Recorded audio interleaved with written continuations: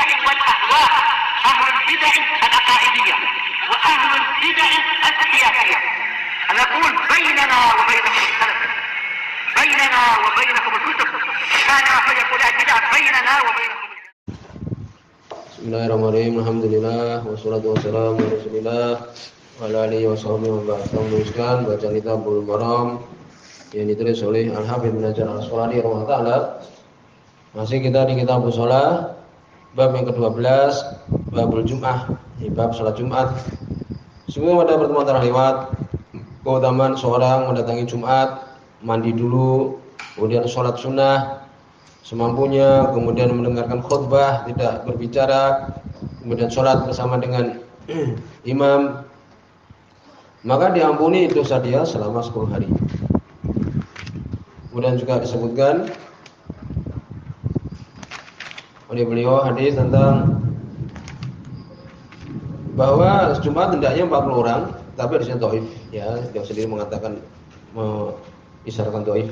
Berikutnya hadis yang ke-24. Ini apa isi sholat Jumat itu?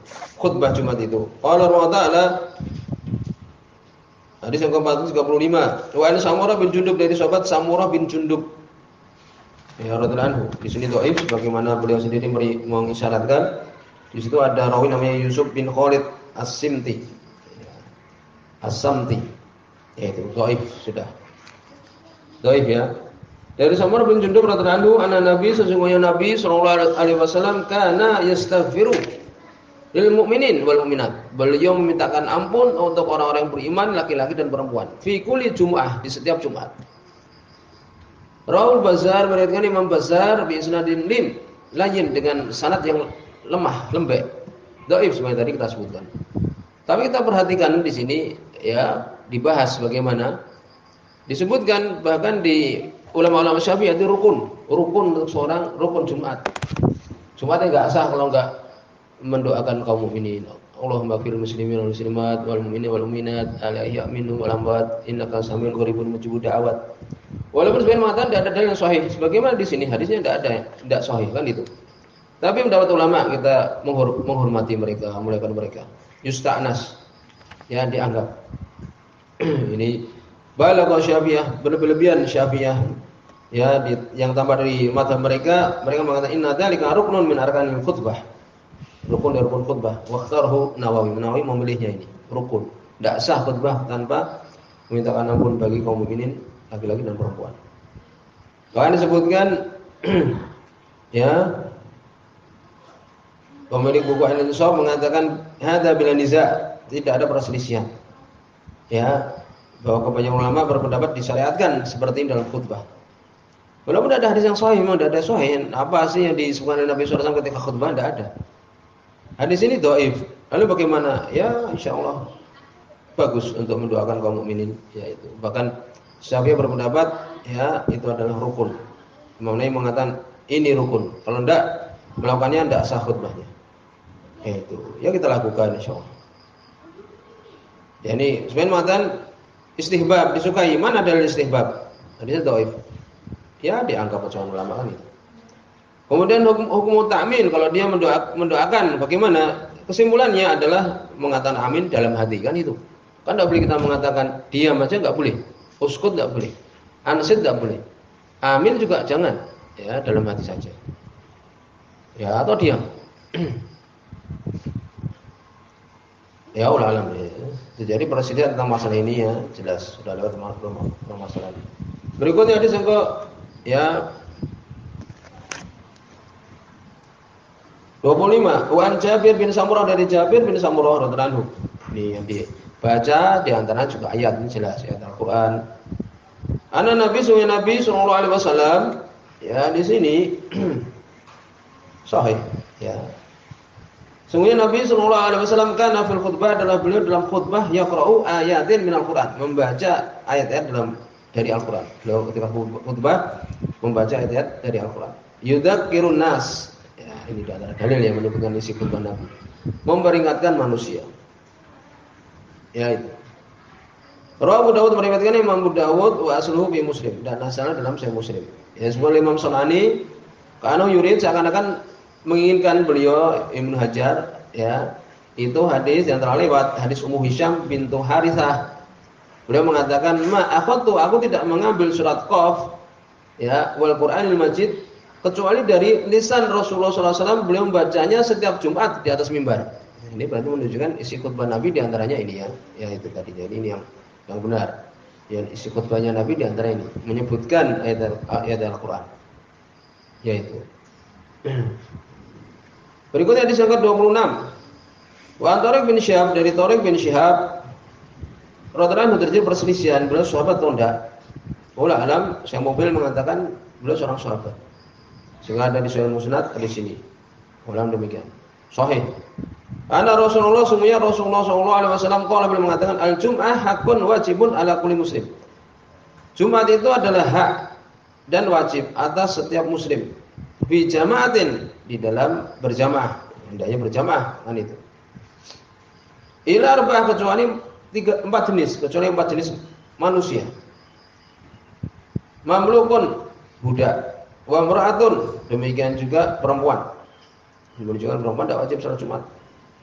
Wa sabiyun, anak kecil belum balik, wa maridun, dan orang yang sakit. Abu Dawud meriwayatkannya Imam Abu Dawud wa qala, dan beliau mengatakan, Imam Abu Dawud ini memberikan hukum tentang sahabat Tariq bin Syihab. Lam yasma' Tariq minan Nabi. Tariq bin Syihab tidak mendengar dari Nabi SAW. Nah itu, menghukumi demikian. Imam Syafi'i belum mengatakan Tariq bin Syihab bin Abd Syams al-Ahmasi al-Bajali al-Kufi adrakal jahiliyah, mendapati masa jahiliyah, wara'a Nabi, melihat Nabi SAW. Walaysa lahu minhu sima', belum menghukumi tidak ada dia mendengar dari Nabi SAW. Berperang bersama Abu Bakar As-Siddiq radhiyallahu anhu. Jadi perselisihan apakah beliau ini Tariq bin Syihab ini mendengar dari Nabi atau tidak? Ya, mendengar Nabi atau tidak? Melihat Nabi tapi apakah mendengar atau tidak? Ya. Sebutkan Tariq bin Syihab wa in lam yakun sami'an Nabi sallallahu alaihi wasallam faqad ra'ahu wa adrakahu fa huwa sahabi. Walaupun dia tidak mendengar dari Nabi, maka dia telah melihat Nabi dan mendapati Nabi, maka dia sahabat. Wa marasil sahabah maqbulah, dan mursalnya sahabat, dia sahabat. Ya, demikian ya. Jadi dia walaupun tidak mendengar ini ya, walaupun dia tidak mendengar, tapi dia kan melihat Nabi, menjumpai Nabi. Ya, berarti dia kan sahabat. Dan mursalnya sahabat diterima. Maksudnya bagaimana? Sahabat kemungkinan mengambil dari sahabat yang lain. Dan sahabat itu dari Nabi sallallahu alaihi wasallam. Ini namanya mursal sahabat. Yaitu. Sehingga memang tidak mendengar, tapi kemungkinan besar dia mendengar dari sahabat yang lain. Seperti Abdullah bin Abbas radhiyallahu anhu. Beliau menyebutkan hadis dalam Sahih Bukhari itu tentang turunnya wahyu pertama kali kepada Nabi sallallahu alaihi wasallam. Waktu itu beliau masih kecil. Mungkin malah belum lahir, ya. Ketika pertama kali turun wahyu. Lalu bagaimana dia mendapatkan hadis dari sahabat yang lain kan itu? Setelah Nabi meninggal dia mengambil dari sahabat yang lain. Ya, sehingga belum meriwayatkan dari Nabi sallallahu alaihi wasallam. Yaitu. Semua adalah sahih di sini. Wa kharajul Hakim, Imam Hakim beliau mengeluarkannya min riwayat Tariq, dari riwayatnya Tariq al-Mazkur an Nabi Musa, dari Abu Musa. Ya demikian. Saya mengatakan ya dari Abu Musa ini adalah syahadah, nyeleneh. Ya demikian. Jadi kesimpulannya di sini sahih tadi. Ya demikian.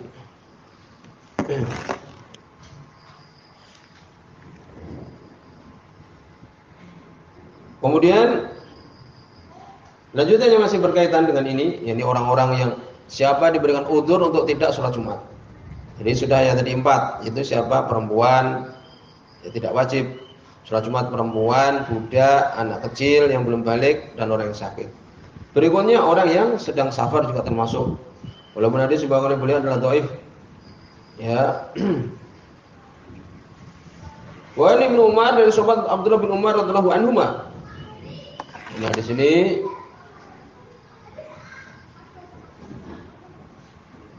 ya disebutkan Ibnu Hajar sendiri memberikan isyarat dhaif. Yaitu. Dan itu adalah riwayatnya Abdullah bin Nafi'. Ya, Abdullah bin Nafi'. Dhaif dia. Ya, selesai. Kan demikian. Tapi disebutkan ada riwayat yaitu mauquf, ucapan Ibnu Umar saja radhiyallahu anhu. Dan Imam Baihaqi mengatakan yang benar adalah ucapan Ibnu Umar saja. Ya, ucapan para sahabat kalau tidak muncul dari ijtihad, maka itu hukumnya marfu sampai kepada Nabi sallallahu alaihi wasallam. Sehingga sebagian berpendapat bahwa ini adalah hadis yang sahih. Di antara ini dikatakan marfu sampai kepada Nabi sallallahu alaihi wasallam. Dan benar bahwa orang yang safar dia tidak wajib untuk melakukan sholat Jumat. Wah, ini Ibnu Umar dari sahabat Abdullah bin Umar radhiyallahu anhu. Jadi dhaif ya, kita sudah sebutkan. Qala beliau mengatakan, qala Rasulullah berkata, Rasulullah sallallahu alaihi wasallam, "Laisa 'ala musafir jumu'ah." Tidak ada bagi orang yang safar salat Jumat. Yaitu Rawi Tabrani meriwayatkannya, Imam Tabrani bi isnadin dhaif dengan sanad yang lemah, yaitu. Maka di sini disebutkan ucapan Ibnu Taimiyah rahimahullah di Majmu' Fatawa bahwa Nabi sallallahu alaihi wasallam beliau melakukan apa? Yusafirun asfarun katsira, beliau melakukan safar yang banyak. Qad iktamara salasa umar, beliau umroh 3 kali umroh. Ya. Bahkan disebutkan beliau tidak pernah dalam safar beliau itu kemudian beliau melakukan sholat Jumat. Ya, ana usalla fi safar la Jum'ah wala Id.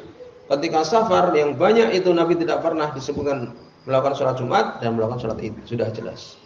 Berarti menunjukkan orang yang safar tidak wajib untuk melakukan sholat Jumat, yaitu.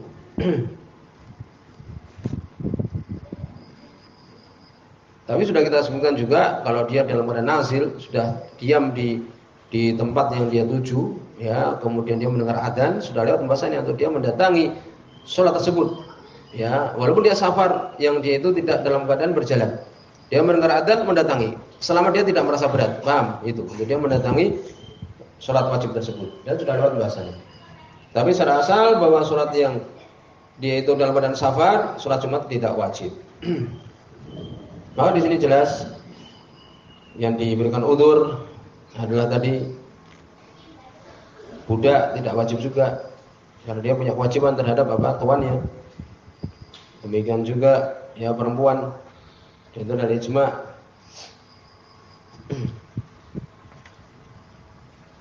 Kemudian dibahas juga safar di hari Jumat, ini dibahas. Imam Nawawi berpendapat, berkata Imam Nawawi al-aqsa indana tahrimuhu. Ya, ini safar pada hari Jumat, ya, Imam Nawawi berpendapat haram. Ya, demikian. Jumhur berpendapat apabila dia berangkatnya sebelum zawal, jam 10 umpamanya berangkat, maka boleh. Ya, jumhur ulama ala jawazi safar qabla zawal, sebelum jam 12 umur mudah ya, jam 10 umpamanya boleh. Adapun setelah matahari tergelincir atau lebih tepat lagi ketika mendengar adzan Jumat, jumhur ulama mengatakan ada mijawaz safar, tidak boleh safar. Mendengar adzan Jumat dia safar tidak boleh. Ya. Karena dia diperintah untuk mendatangi sholat Jumat. Sebutkan dalam sholat Jumat kan, idza nudiya li sholah, apabila dipanggil untuk sholat mi yaumil Jum'ah, di hari Jumat, fas'aula dzikrillah fil amr wajib, maka segera mendatangi dzikir pada Allah. Wa dzarul bai', dan tinggalkan jual beli. Paham? Jadi kalau ketika mendengar adzan atau setelah matahari tergelincir, ini waktu zuhur, ya, masuk waktu Jumat, tidak boleh safar. Karena ayatnya tadi menyebutkan, tinggalkan jual beli, menunjuklah kepada dzikir, menuju kepada sholat. Ya itu. Tapi kalau sebelum jam 12 boleh. Ini semua disebutkan kalau safarnya ada keperluan ya. Ya, kalau safarnya ada keperluan. Ya itu. Insyaallah itu yang benar. Walaupun Imam Nawawi belum mengatakan mutlak, ya, safar yaumul Jum'ah seperti pendapat Sa'id bin Zaid, Mujahid, dan itu sah dari Aisyah, ini pendapat dari Syafi'iyah, qaulun li Syafi'i, Imam Syafi'i. Qala Nawawi, bahkan Imam Nawawi mengatakan al-aqsa indana tahrimu, yang benar menurut kami di sisi kami adalah haram. Jumat mutlak enggak boleh. Tapi tadi jumhur insyaallah benar, jam 10 boleh, ya. Adapun ketika mendengar adzan enggak boleh safar. Ya sholat dulu kemudian baru berangkatan itu. Ya itu sampai sini. Mungkin kita sudah